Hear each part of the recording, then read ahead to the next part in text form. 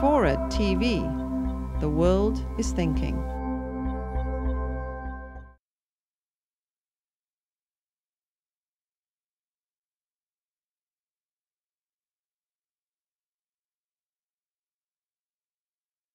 Let's turn for a minute to the environment, because it seems to me that there are many flexible edges of this developmental envelope, but the environment is one which is really absolutely inflexible.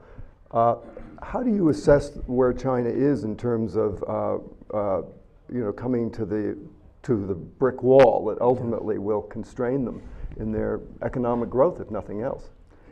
This, again, we were mentioning earlier things that were surprising. Everybody here knows that China has an environment problem. In my experience, everybody who actually then goes and spends a couple of days, especially in Beijing in the summer, simply can't believe it. James Bennett is in the room, my editor of The Atlantic. Were he not to be the editor of The Atlantic, he was going to go with his family and small children to Beijing as a correspondent for the New York Times. I feel as if I have saved his children from being stunted in growth. Mine are there right now, Jim. Sorry, but they already have some size on them. So, so I mean, it's Shanghai is much less burdensomely polluted than Beijing. The first 3 weeks we were in Shanghai, we thought, what's the problem? The sky looks almost like this. We discovered that the reason was a huge belt of typhoons in southern China that were killing killing thousands of people, but they kept the airflow fresh, so that the air was okay in Shanghai for a while last summer. But the environmental situation, I think, is as you know, just a disaster, and is reported that way increasingly in the Chinese press, and the question is what they can do about it. The limiting factors being these. The coal-fired electric plants are, of course, coming on now 2 a week or 3 every 2 weeks. And 70% of all China's power comes from coal. Yes, and it's interesting to engage Chinese officials in this, because they say, okay, you like these products we make, we need electricity for those factories. We use some tiny fraction of the electricity you do. I don't know what it is, 1/8. It's a very, very small fraction. You want us to sit in the dark, but you want to have your air conditioners on? Well, that's not fair.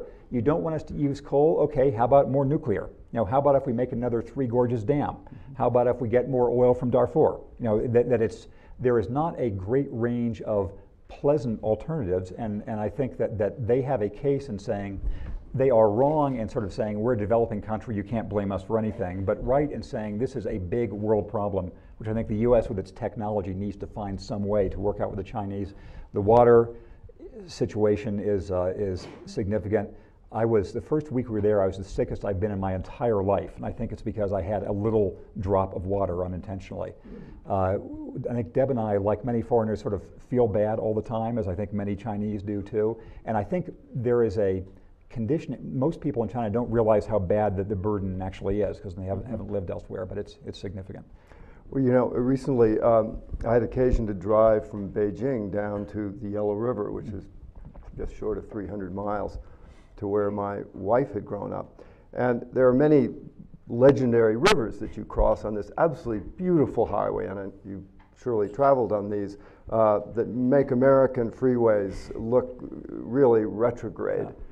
But the interesting fact was, although we crossed maybe 10, 12 rivers, there was not a drop of water in a single river. And when you got to the Yellow River, of course, the Yellow River now doesn't even debouche out into the ocean in the lower reaches, because all the water is taken out of it for irrigation or whatever.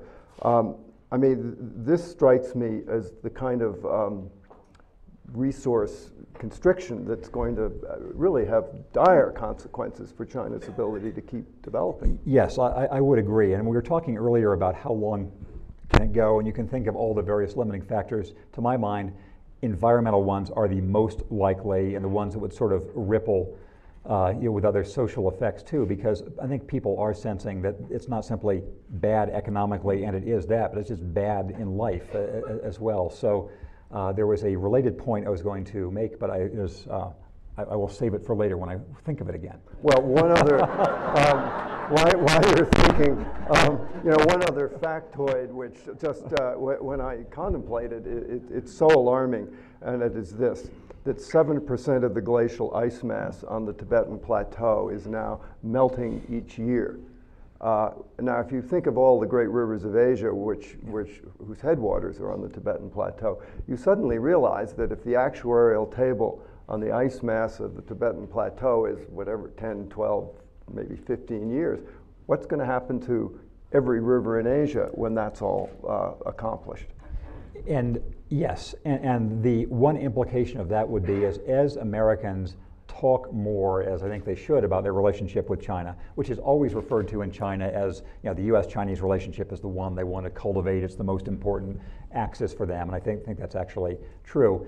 The U.S. should spend much less time talking about the RMB, in my view. It should spend way, way less time talking about the threat of the People's Liberation Army, as we can get into later if you want. In my view, this is way exaggerated, and much more talking about the way in which China actually can be the swing factor in the whole world getting destroyed or not, which is the environmental effects of their inevitable growth. Now, it's 1.3 billion people who are going to have electricity and they're going to have drinking water. Somebody told me in Shanghai when we first got there that if the average person in Shanghai took even one shower per week, you know, they would have no water.